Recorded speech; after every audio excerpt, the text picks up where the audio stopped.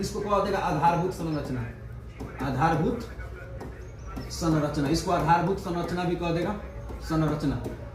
इसको आंतरिक संरचना या आधारभूत संरचना या आधारिक संरचना, इंग्लिश में कहता है इंफ्रास्ट्रक्चर। क्या कहता है? इंफ्रास्ट्रक्चर।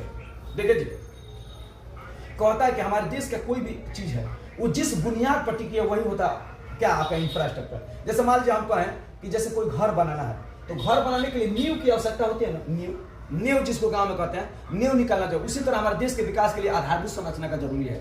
आधारभूत संरचना उसको कहते हैं जैसे हमारे देश का सड़क सही है कि नहीं, हॉस्पिटल सही है कि नहीं, हमारे देश का स्वास्थ्य सेवा सही है कि नहीं, तो ये सब क्या है? आधारभूत संरचना। स्कूल कॉलेज है कि नहीं, यही आधारभूत संरचना। बिजली का है कि नहीं व्यवस्था, ये सब क्या है? आधारभूत संरचना। ये नहीं कि पता चले कि बिहार में खाली बाढ़ आए, आधारभूत संरचना जो भी बना वो भी ढिमला दे, बात समझे कि नहीं? तो वही होता है आधारभूत संरचना। तो वही कहता है देश या राज्य के अंतर्गत उसका आंतरिक संरचना जितना सुदृढ़ और विकसित होगा वो राज्य उतना ही अधिक होगा, आर्थिक दृष्टि से मजबूत होगा। देखिए जी, आंतरिक संरचना को आधारभूत संरचना भी कहा जाता है। देखिए लिख भी दिया है, इंफ्रास्ट्रक्चर, इंग्लिश में कहा जाता है इंफ्रास्ट्रक्चर कहा जाता है। इसके अंतर्गत बिजली, सड़क, परिवहन के अन्य साधन सुविधा, स्कूल, बैंक, कॉलेज, अस्पताल इत्यादि आते हैं। बात समझिए, हम आपको शॉर्टकट में जो समझा रहा हूँ बात दिमाग में रखिएगा, वही लिख दीजिएगा, आंसर आपको मिल जाएगा।